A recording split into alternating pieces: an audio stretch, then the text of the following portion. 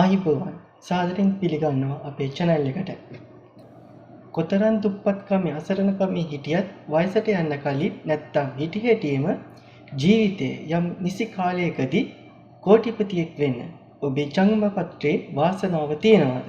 අද අපි කතා කරන්නේ ජ්‍යොතිෂයේ සඳහන් වන අතිශය গুপ্ত, අద్භූත සහ ප්‍රබලම ධන යෝග පහක් ගැන.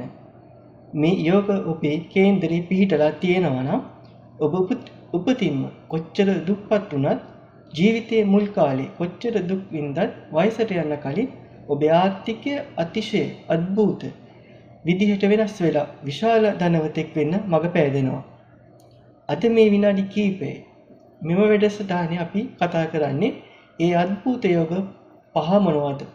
ඒවා ඔබේ කේන්ද්‍රයේ තියෙන්නේ කොතනද? ලේසියෙන්ම බලාගන්නේ කොහොමද? සහ ඒ යෝග මල්ඵල ගන්න ඔබ කළ යුතු ප්‍රායෝගික පිළිවෙත් මොනවද කියලායි.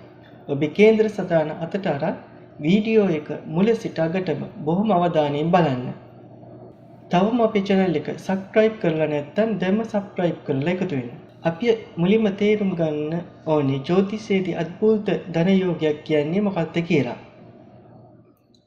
සමහර අයට පොඩි කාලේ ඉඳන්ම සල්ලි තියෙනවා. ඒක පරම්පරාවෙන් එන ධනයක්. නමුත් මේ අద్භූත ධන යෝග තියෙන අයට වෙන්නේ වෙනස්ම දෙයක්. ඔවුන් උපදින්නේ අතිශය සාමාන්‍ය හෝ දුප්පත් පවුල්වල. හැබැයි ජීවිතයේ යම් කිසි එක් වයස් සීමාවකදී, ඒ කියන්නේ අවුරුදු 28, 32, 36 හෝ 45 වගේ වයස් සීමාවකදී ඔවුන්ට නොසිතූ මාර්ගයකින් මුදල් ගලාගෙන එන්න පටන් ගන්නවා. මේ අద్භූත ධනෙ නිර්මාණය කරන්නේ ප්‍රධාන වශයෙන් රාහු, කේතු, ශනි, එමත් නැත්නම් සෙනසුරු සහ ගුරු, ඒ කියන්නේ බ්‍රහස්පති යන ග්‍රහයන්ගේ රහස් සංයෝග මගින්. දැන් අපි බලමු ඔබේ කේන්ද්‍රයේ මෙන්න මේ කියන අద్භූත ධන යෝග පිහිටලා තියෙනවද කියලා. විපරිත රාජයෝගය යනු කුමක්ද කියන එක අපි මුලින්ම බලමු. අපි මුලින්ම කතා කරන්නේ අద్භූත යෝගයක් තමයි විපරිත රාජයෝගය. ජ්‍යොතිෂයේ 6, 8 සහ 12 කියන්නේ දුෂ්ට ස්ථාන. නැත්නම් නරක කොටු තුනක්.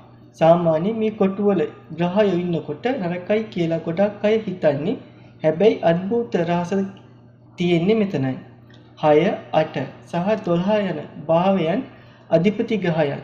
තවමත් ඒ වගේම 6, 8, 12 භාවයක තැන්පත් වීමෙන් හෝ එකිනෙකා මාරු වීමෙන් මේ විපරිත රාජයෝගය සෑදෙනවා. මේ යෝගයේ තියෙන කෙනෙකුට ධනිය ලැබෙන්නේ අන් අයට වෙන විනාශයක්, නොසිතු කරදරයක් හෝ ලෝකයේ සිදුවන විශාල පෙරලියක් හරහා. උදාහරණයක් විදියට අන් අයට පාඩු සිදුවන අවස්ථාවලදී මොහුන්ට විශාල ලාභ ලැබෙනවා. විපරිත රාජයෝගී තියෙන්නේ කෙනෙක් ජීවිතයේ මුල් කාලයේදී දැඩි ලෙස අසරණ වෙන්න පුළුවන්. නමුත් ඒ අසරණකම තමයි ඔවුන්ගේ දියුණුවේ ආරම්භය වෙන්නේ. ක්‍රියාත්මක වෙන වයස් සීමාව ගැන බැලුවොත් අවුරුදු 70ත් 42ත් අතර කාල සීමාව තුල බලපාන මහා දශාව ගැන බැලුවොත් 6, 8, 12 අධිපති ග්‍රහයන්ගේ මහා දශා කාලවලදී අපි බලමු දැන් කල යුතු වත් පිළිවෙත්. විපරිත රාජයෝගයේ තියෙන අය නිතරම අසරණ වූ රෝගී වූ ජනතාවට සහ සතුන්ට උපකාර කළ යුතුයි. අභිසම්බුද්ධ පිරිත සහ රතන සූත්‍රය ශ්‍රවණය කිරීම මගින් මේ යෝගී ශක්තිමත් තවත් වැඩි කරගන්න පුළුවන්. දෙවෙනි අద్භූත යෝගය තමයි අක්ෂය ධන යෝගය. මේක සෑදෙන්නේ රාහු ග්‍රහයාගේ මූලික කරගෙන. ගොඩක් අය රාහුට බයයි. හැබැයි ජ්‍යොතිෂයේ හැටියට කෝටිපතියන් කරන්න පුළුවන් වේගවත්ම ග්‍රහයා තමයි රාහු. කේන්ද්‍රයේ 11 වෙනි කොටුවේ අයස්ථානි හෝ 5 වෙනි කොටුවේ පූර්ව පුණ්‍ය ස්ථානි. රාහු බලවත්ව තැන්පත් වී සිකුරු හෝ ගුරුකී දෘෂ්ටිය ලැබීමෙන් මේ අద్භූත යෝගය සෑදෙනවා. මෙවැනි පිහිටීමක් ඇති අය තාක්ෂණය, අන්තර්ජාලය, කොටස් වෙළඳපොළ, ලොතරැයි හෝ විදේශීය ව්‍යාපාර හරහා කිසිවෙකුටවත් හිතාගන්න බැරි තරම් වේගවත් ධනවතුන් බවට පත් වෙනවා. මේ යෝගයේ තියෙන අයට තරුණ වයසේදීම, ඒ කියන්නේ වයස අවුරුදු 26ත් සිට 38 දක්වා කාලය ඇතුළත විශාල ධන ලාභ හිමි වෙනවා. බලපාන මහ දශාව රාහු මහ දශාව හෝ සිකුරු මහ දශාව. ඔබ කල යුතු වත් පිළිවෙත් ගැන බැලුවොත් දුප්පත් අයට සහ ආපాదిත අයට ආහාර පාන දානය පිළියෙල කර පිළිගැන්වීම සහ නාග දෙවියන් උදෙසා පූජාවන් පැවැත්වීම මගින් රාහුගේ සුබ ඵල උපරිම ලබාගත හැකියි. තුන්වෙනි අద్භූත යෝගය තමයි නිච්චභංග රාජයෝගය. කේන්ද්‍රයක ග්‍රහයෙක් නීච වෙනවා කියන්නේ එම ග්‍රහය අතිශය දුර්වල වීම. සාමාන්‍යයෙන් ග්‍රහයෙක් නීච වූ විට ජීවිතයේ දුක, කරදර සහ දුක්පත්කම කෙනේනවා. හැබැයි ඒ නීච වූ ග්‍රහයාගේ නීච භංග බව එනම් නීච බව නැති වී යාම සිදු හොත් එම ග්‍රහය සාමාන්‍ය ග්‍රහයෙකුට වඩා දහස් ගුණයක රාජයෝග ශක්තියක් ලබා දෙනවා. මේ යෝගයේ තියෙන කෙනා උපදින්නේ අතිශය දුප්පත් පවුලක වෙන්න පුළුවන්. හැබැයි සමාජයේ පහළම තැන සිට ඉහළම තැනට එනම් රජෙකුමෙන් වැජබෙන තැනට මොහුන්ව ඔසවා තබන්නේ මේ නීච භංග රාජයෝගයේ මගින්. නීච භංග රාජයෝගී හිමි අය සාමාන්‍යයෙන් වයස අවුරුදු 35න් පසුව තමයි තමන්ගේ උපරිම දියුණුව ලබන්නේ. බලපාන මහදශාව ගැන අපි බැලුවොත් අදාළ නීච භංග වූ ග්‍රහයාගේ මහදශා කාලය තමයි හිමිය මහදශාව ලබන්නේ. කල යුතු වත්පිළිවෙත් බැලුවොත් තමන්ගේ නීච භංග වූ ග්‍රහයට අදාළ වෘක්ෂයන්ට සාත්තු කිරීම, උදාහරණයක් විදිහට බෝධි පූජා පැවැත්වීම සහ දේව වන්දනාව මගින් යෝගයේ ඵල ඉක්මන් කරගන්න පුළුවන්.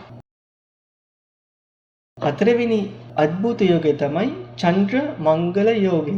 සඳු සහ අඟහරු යන ග්‍රහයන් දෙදෙනා එකට එකතු වීමෙන් හෝ එකිනෙකාට මුහුණට මුහුණ දැකීමෙන් මේ යෝගය හැදෙනවා.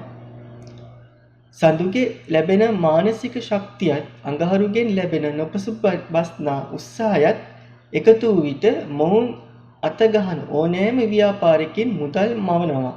කොතරම් බාධක ආවත් මොවුන්ව නවත්වන්න කාටවත් බෑ. පස්වෙනි අద్භූත යෝගය තමයි ගුප්ත භූමි ධන යෝගය.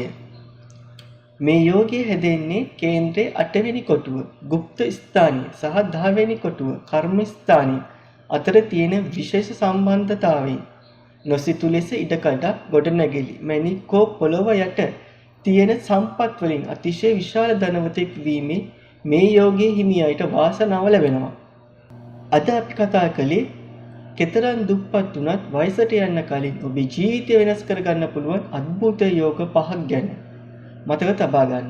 මේ යෝග ඔබේ කේන්ද්‍රයේ තිබුණත් ඔබ කිසිම දෙයක් නොකර ගෙදරට වී සිටියොත් ධනිය පහළ වෙන්නේ නැහැ. ජ්‍යොතිෂයෙන් කරන්නේ ඔබේ සැඟවුණු ශක්තිය පෙන්눔 කිරීම විතරයි.